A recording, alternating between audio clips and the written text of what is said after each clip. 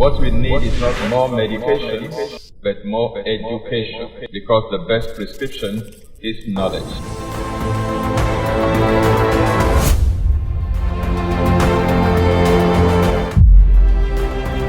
This is Exposé coming to you live from Lagos, Nigeria, every Monday on Instagram, YouTube, and Facebook simultaneously. And I'm your regular host, Tony Akinyemi. Don't forget, what we need is not more medication, but more education, because the best prescription is knowledge.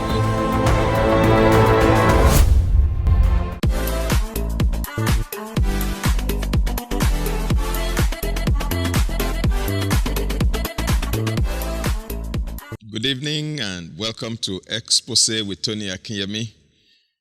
Today, Dr. Mel is not here, so I will be doing the conversation, hopefully with you. The way we can interact is for you to, keep posting in the chat room so that we get some feedback. We've been dealing with our 10-point agenda on how to defeat diabetes naturally. And we have looked at 4 out of the 10 points. The first one being rethinking your beliefs. Do you believe that diabetes can be reversed or not? Do you believe that, it is hereditary and there is nothing you can do about it or not? Do you believe that there are steps you can take and actions you can institute to prevent diabetes? Or do you believe that it is inevitable because you come from a family of diabetics? What you believe matters. Jesus Christ said, "Be it unto you according to your faith. Be it unto you as thou hast believed." It's appropriate for us to believe appropriately if we really want to see a change. Change is possible, but it begins in the mind. You have to believe that you can reverse your diabetes. You have to believe that you can prevent diabetes if you are not diabetic. That's the starting point. The second point, which is very fundamental, very foundational, and that is working on your diet. This is where there's a lot of work to do, and we have taken a lot of time to elaborate on the 2 major aspects of working on your diet. The first aspect being the things you must eliminate from your diet, the things you must avoid, because they either contribute to the cause of diabetes or they help to aggravate the symptoms of diabetes. So you must be disciplined and wise enough to eliminate them. That's the first side. The second side has to do with knowing precisely what should be on your menu, what you should eat, how to prepare them. And we have given you a lot of demos on low glycemic foods and things that will help to sharpen your insulin sensitivity, things that will help manage your blood glucose levels. So work on your diet. That's point number 2. Point number 3 has to do with keep moving.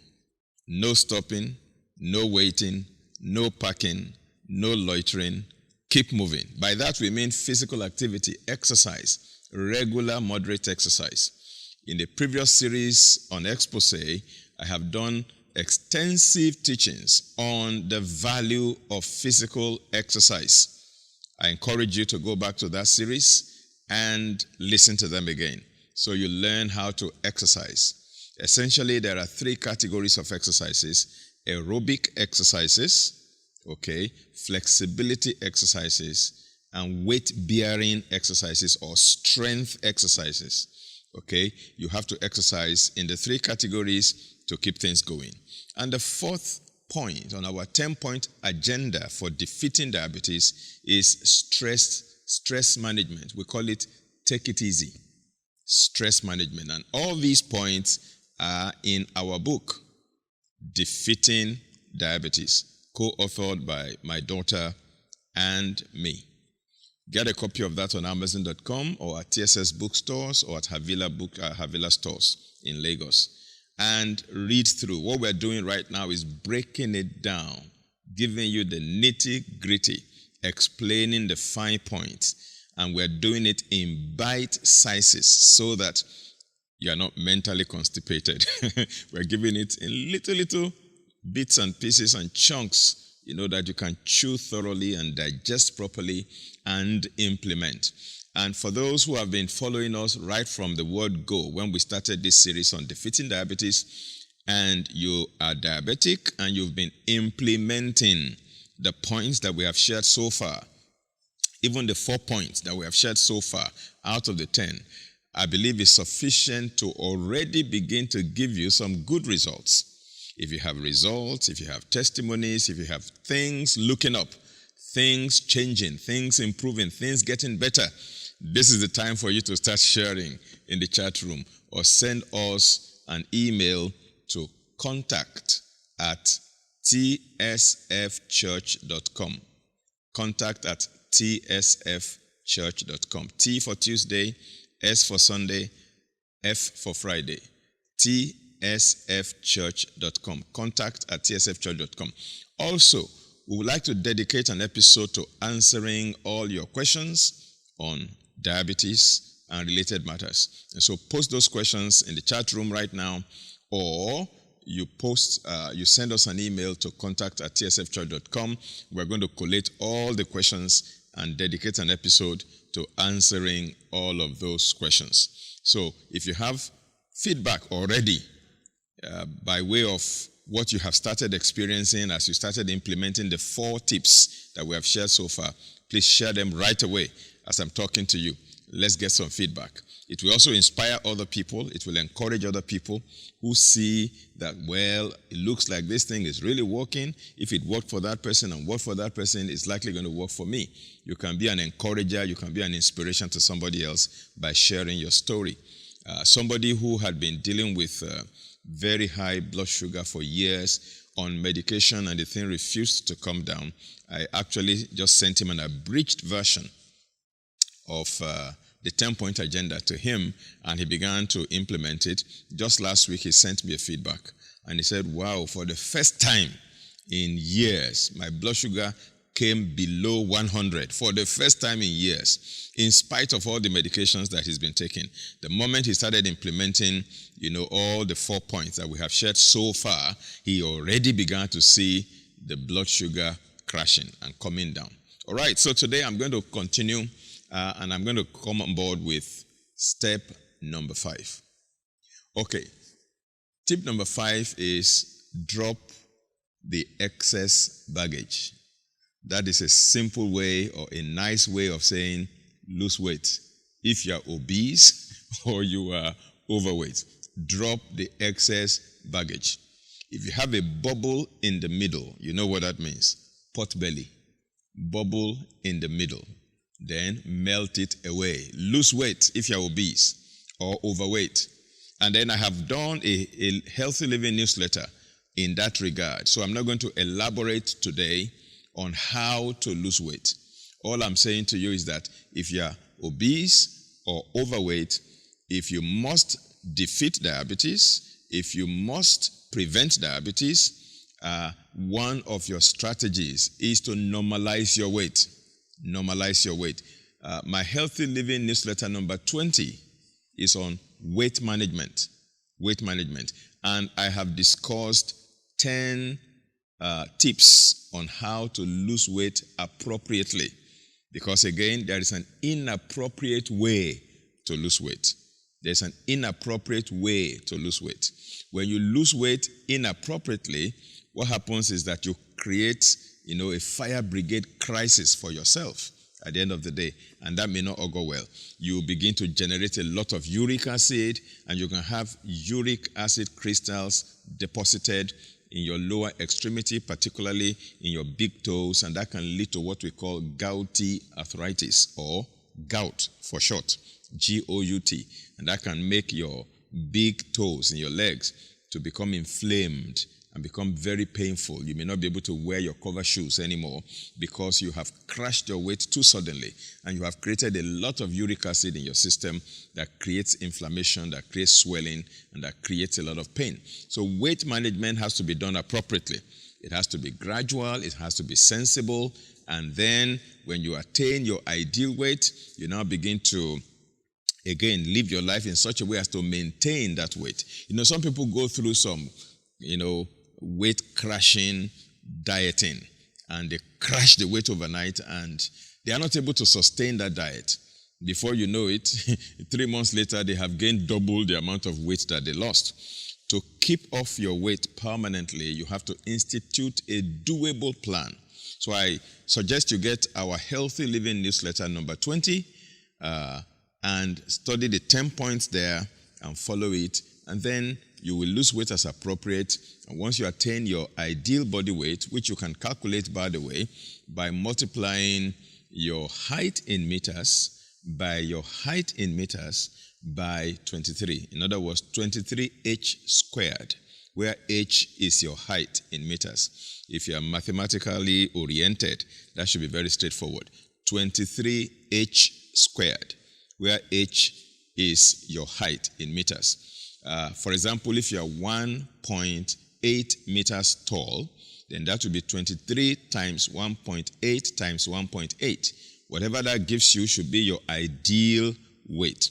Now, for some people who have heavy bones and big muscles, maybe because you have, been doing weight-bearing exercises and you have developed a lot of muscles, you may be, it may be allowable or permissible or appropriate for you to have maybe 5 kg on top of whatever you get when you do 23h squared. For example, if you multiply 23 by your height, and the answer comes to, let's say, 75 kg as your ideal weight. If you have heavy bones and heavy muscles, you can add 5 kg to that. 80 kg will still be acceptable. That's the point I'm trying to make there. Okay, now, when you look at the WHO recommendations, that is the World Health Organization recommendations regarding body mass index. Body mass index is the ratio of your weight to the square of your height. The ratio of your weight to the square of your height. That is, you divide your weight in kilograms by the square of your height in meters. So if you are weighing 80 kg and you are 1.5 meters tall, to calculate your body mass index, you divide 80 by 1.5 and then divide it a second time by 1.5. So 80 divided by 1.5, whatever the answer is, divide it again by 1.5. That's W over H squared.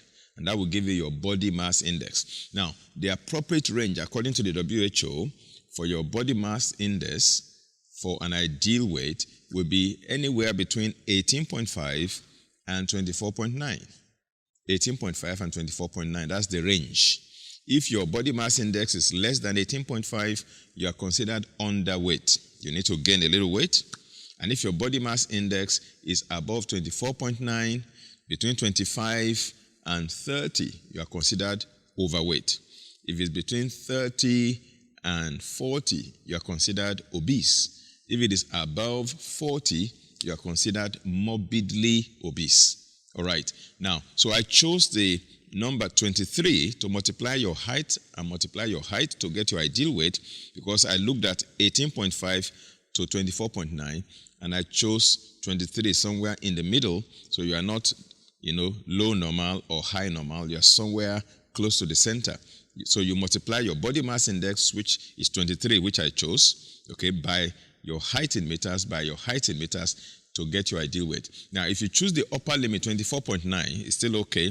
24.9 times your height in meters, that gives you the upper limit of your weight, okay? And if you choose 18.5, it will be 18.5 times your height in meters, that gives you the lower limit of your weight. Your weight should never go below that. 18.5 times your height. Your height is not in feet now, your height in meters. So if you are 1.8 meters, then 18.5 times 1.8 times 1.8, that should be the lowest level of weight you should attain. If your weight goes below that, you are underweight. And you take 24.9, or let's approximate to 25. 25 times your height, in meters, of course. That gives you the upper limit of your weight. So that gives you a range. So your weight can fluctuate between the range, the lower limit and the upper limit, and that is fine. Now, for those who have heavy bones and heavy muscle, if you have about 5 kg over and above the upper limit of your weight, it's still acceptable. But if it's going higher than that, then that's not fine. Again, let me do a little revision on weight, body weight. Your body weight is composed of approximately 4 different categories of items. Your bones, that's number one. Of course, your cartilage is included in that, your bones and cartilage. Number two, your muscles. Okay. Number three, your fat. Number four, water. Those are the four major components of your weight.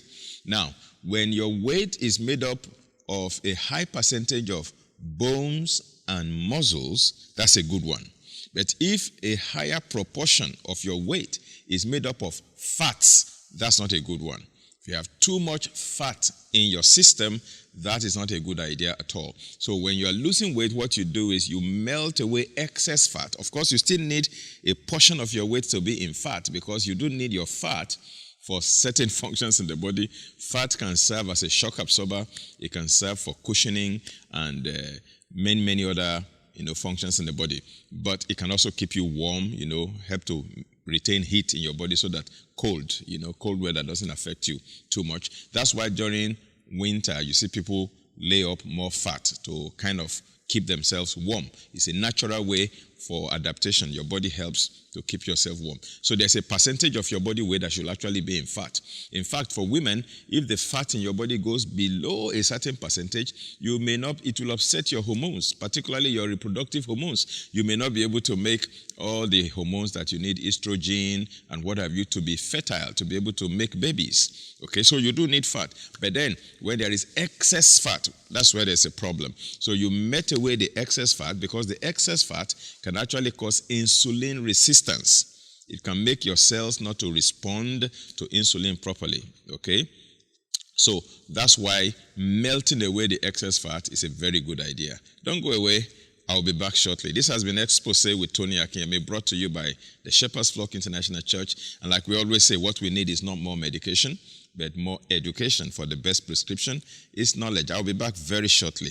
Don't go away. You can actually reverse diabetes.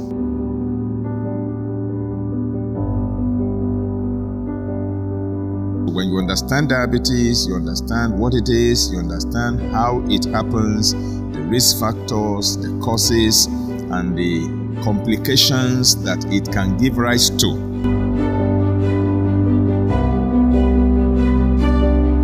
Those who already have it, to start putting measures in place to reverse it, or at the very least, to control it. My daughter is a medical doctor and I am a nutritionist. We co-authored Defeating Diabetes Naturally.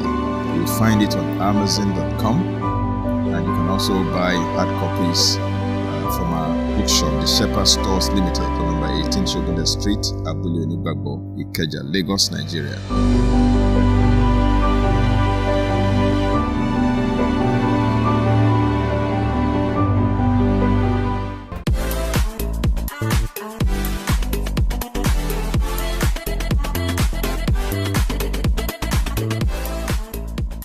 All right, you're welcome back. This is Exposé. To be informed is to be transformed. To be uninformed is to be deformed. I'm honored to be your host on this episode, and I'm sharing with you tip number 5 on our 10-point agenda for defeating diabetes naturally, and that is to drop the excess baggage. In other words, if you are obese or you are overweight, and particularly when you have obesity in the midsection, in the abdominal region, that is a very high or very serious risk factor for developing diabetes and other, metabolic problems, including cardiovascular diseases, hypertension, and what have you. Okay, so melting away the excess fat is very important. But in doing that, you have to do it appropriately. Diet, of course, is involved. Exercise is involved, and various other things. Now, for those who might need help, you might need to consult with professionals or experts or fitness coaches to help you through the journey to lose weight. There are different approaches to doing that appropriately so that you don't compound things for yourselves when you do it the wrong way.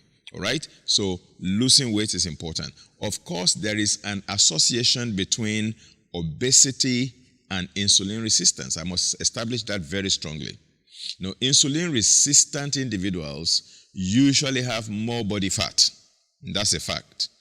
And so you melt away the excess body fat, and then you build muscle mass. You now discover that your muscles can actually suck in glucose from your blood without needing insulin, okay? Whether insulin is available or not, once you are exercising and you have a lot of muscles in your body, you find out that the muscles can take up sugar or glucose from your blood by themselves without the instrumentality of insulin. So that is how you can mop up a lot of sugar. So when you have a lot of muscles in your body rather than fat in your body, it's easier for you to manage your sugar.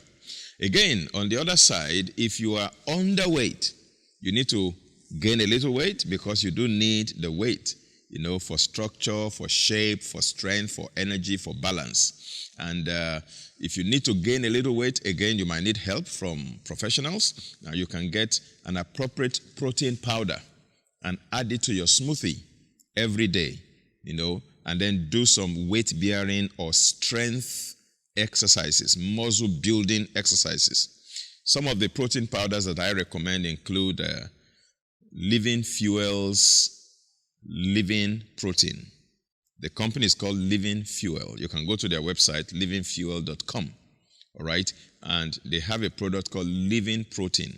It's a protein powder that has all the essential amino acids, plant-derived protein, and it's a complete complex of all essential amino acids present in the powder.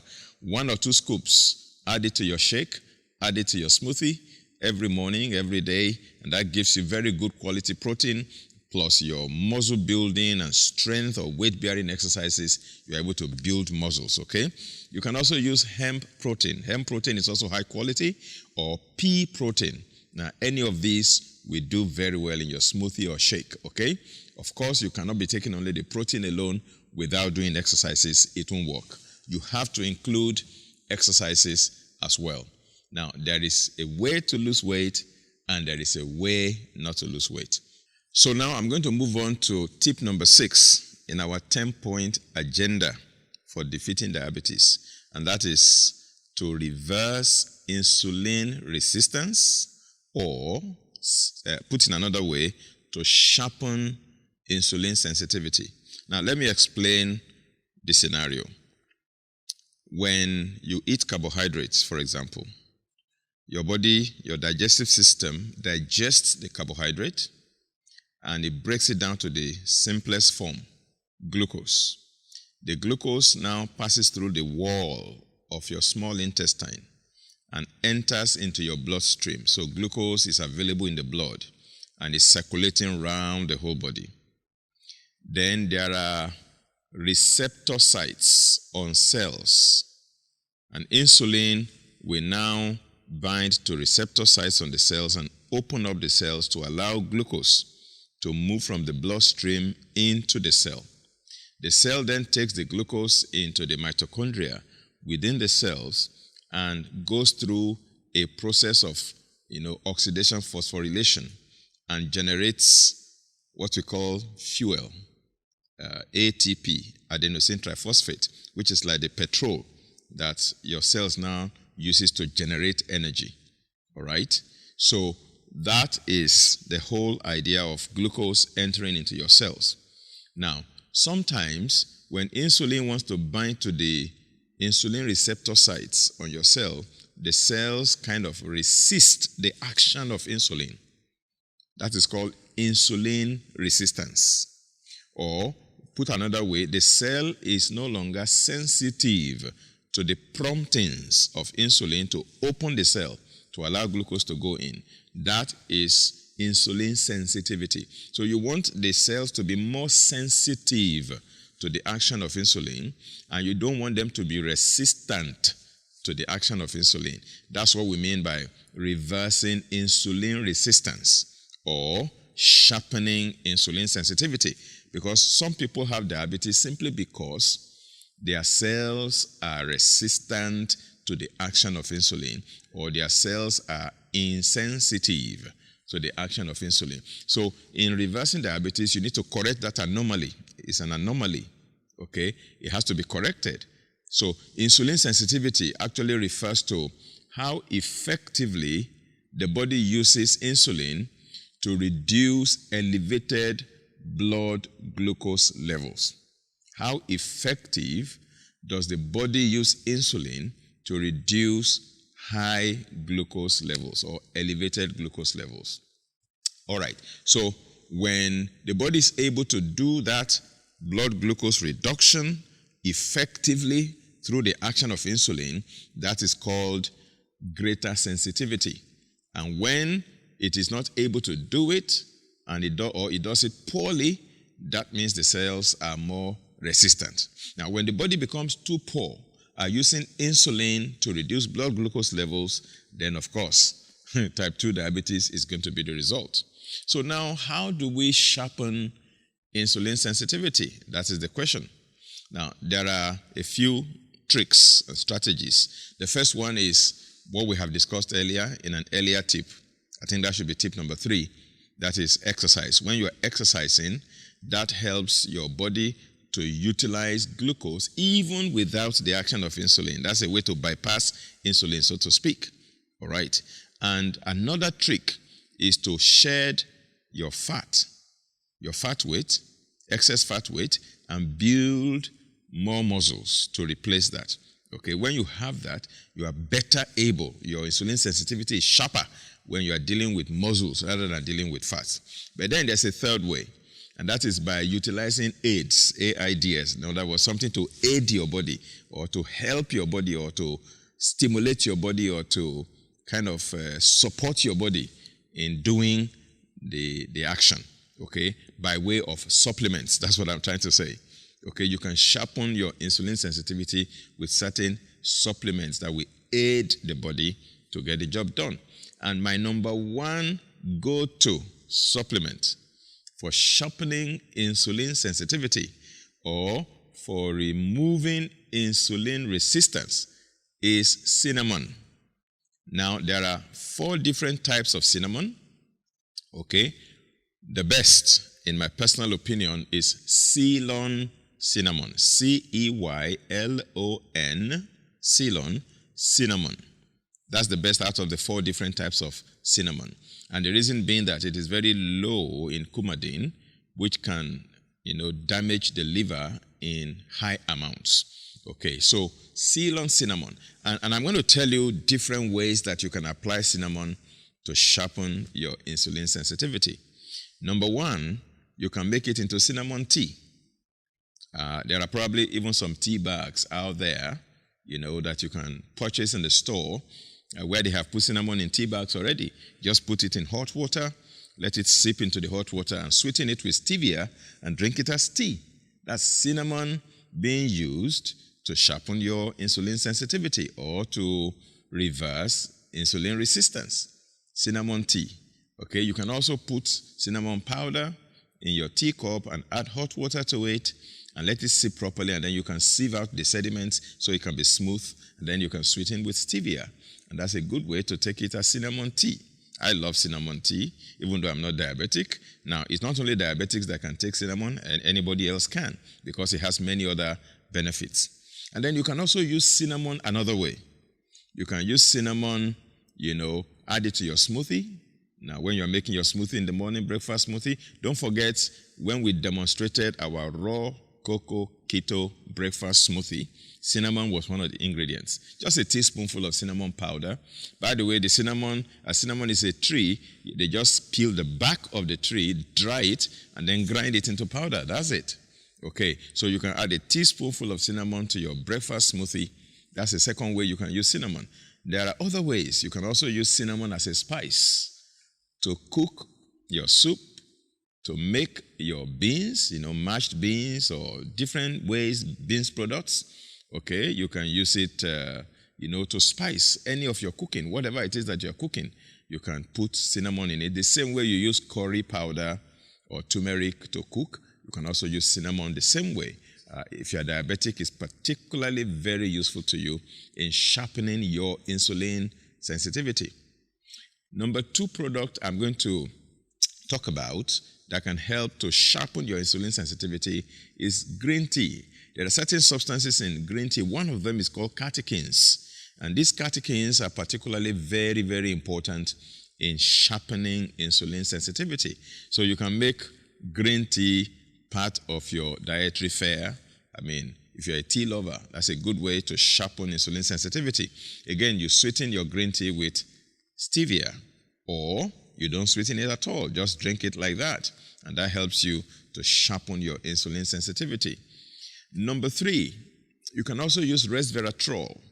Resveratrol is very good in sharpening insulin sensitivity or helping to remove insulin resistance. Resveratrol can be found on the skin of grapes. You know, grapes are different from grapefruits. Some people don't know the distinction. Let me make it now. Now, grapefruit belongs to the citrus family. Orange, lemon, lime, tangerine, tangelo, those are citrus fruits. And grapefruit is also one of the citrus fruits. In fact, it is bigger in size than the orange. That's grapefruit.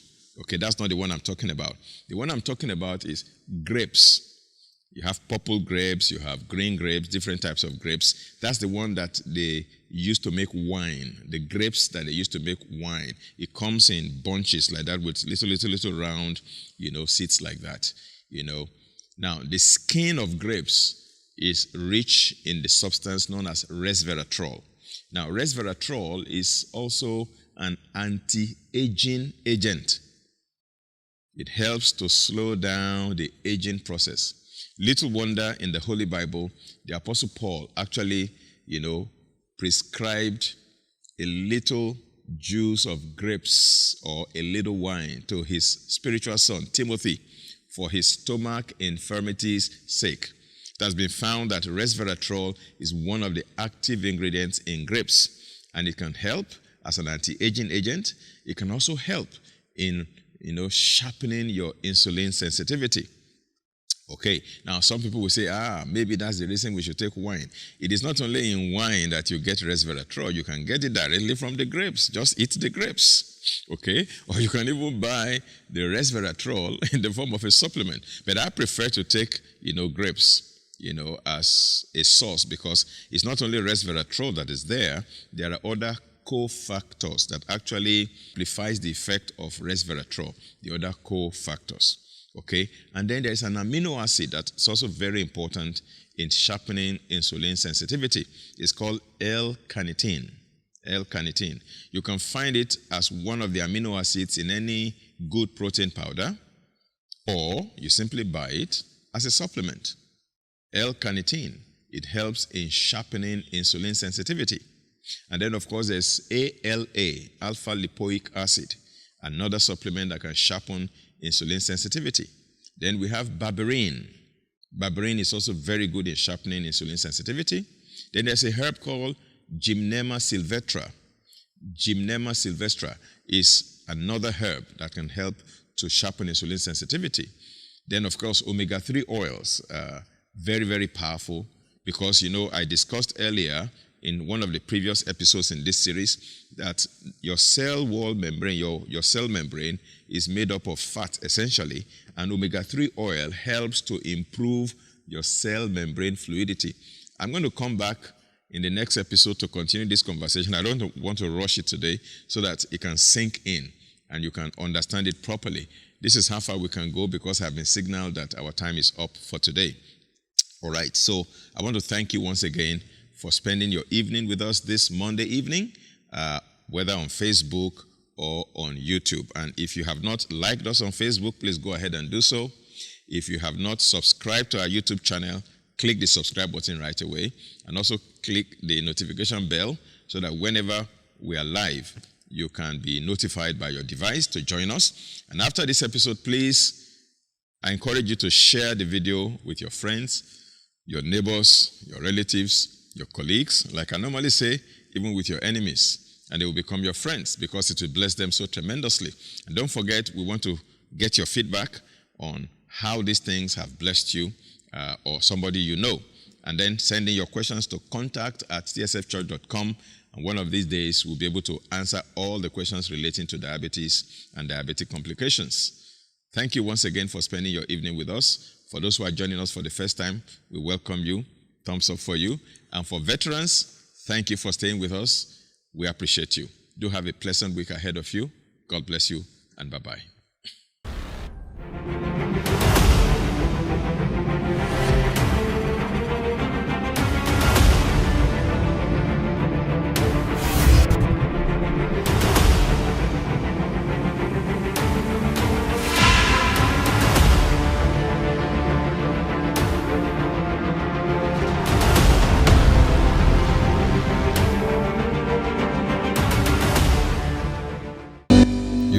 actually reverse diabetes.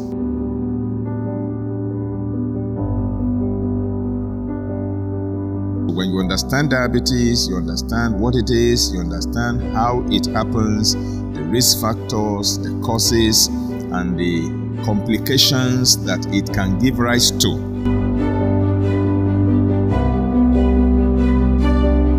Those who already have it, to start putting measures in place to reverse it, or at the very least, to control it.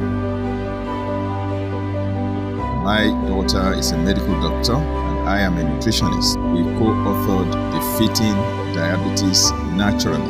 You will find it on Amazon.com, and you can also buy hard copies from our bookshop, the Shepherd Stores Limited, on number 18 Shogunde Street, Abule Onibagbo, Ikeja, Lagos, Nigeria.